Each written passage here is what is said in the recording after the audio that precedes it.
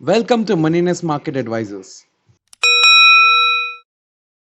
After setting up our goals and having decided to put our money to work, the big question that comes to our mind is, where should I park my money? Let us list down various investment instruments and understand different characteristics that set them apart. But first, we need to understand what is risk and return. What do you mean by risk? In finance, risk is the possibility of your investments not generating the returns that you expect them to earn. For example, you invest into the shares of Reliance Industries expecting the share price to increase by 20%.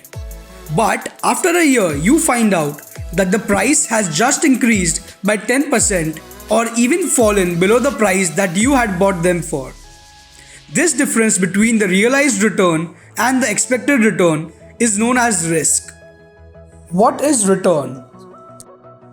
Return is simply the increase in the value of any asset over a period of time. We as investors can choose from a variety of different investment instruments, ranging from bank deposits, bonds and debentures, precious metals, real estate, and equities. Before selecting an investment option, let's understand the risk-return trade-off. The risk-return trade-off states that an asset which is expected to earn higher returns is associated with higher risk. So, if an investor expects high returns from his investments, he will have to take greater risks. A smart investor does not take investment decisions based upon the return alone, but is also cautious about the associated risk. Now let's move on to understand the different types of investments. Bank deposits. This could be either in the form of savings account or fixed deposits, where savings account provide returns of 3 to 5% with a general purpose of providing liquidity for consumption expenses. On the other hand, fixed deposits provide relatively higher returns of around 6 to 8%, but as the name suggests, the money is locked in for a fixed period of time. The risk in bank deposits arises when a bank defaults on its deposits. This is highly unlikely due to the Reserve Bank's strict regulatory policies. Treasuries and bonds. We can make investments in the form of loans given to the government of a country or corporate houses to run their businesses. Bonds issued by the government are known as treasury securities and are considered to be risk-free due to the government's ability to print money and repay their lenders. Government securities generate a return of around 6 to 8% depending upon the maturity. Just like the government, we can also lend money to corporates in the form of bonds and debentures.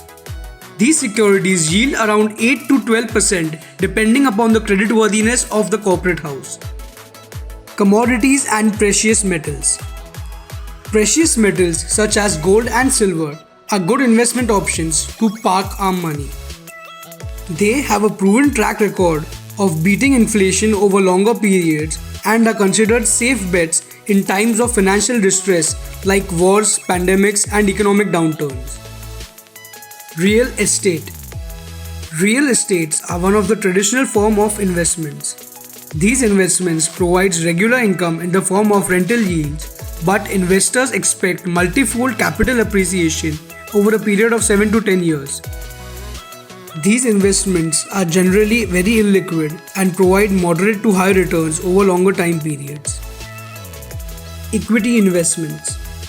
Equity, as the name suggests, represents ownership in a company. Through equity investments, investors can take exposure to the risks and returns of running a business. Equity investments have the potential to generate the highest returns but are considered very risky. The risk in equity can be significantly reduced by diversifying our portfolio and being invested for a longer period. We can understand the potential for equity returns from the following graph. This graph displays annual returns provided by some companies over the last 20 years. As per these numbers, If you would have invested rupees 10,000 20 years back in the shares of Eicher Motors, the portfolio value of your shares would have been 1.5 crores. With this, we conclude the types of investment options available to us. Next, we will try to understand investment suitability and how should we select any investment options. Stay tuned.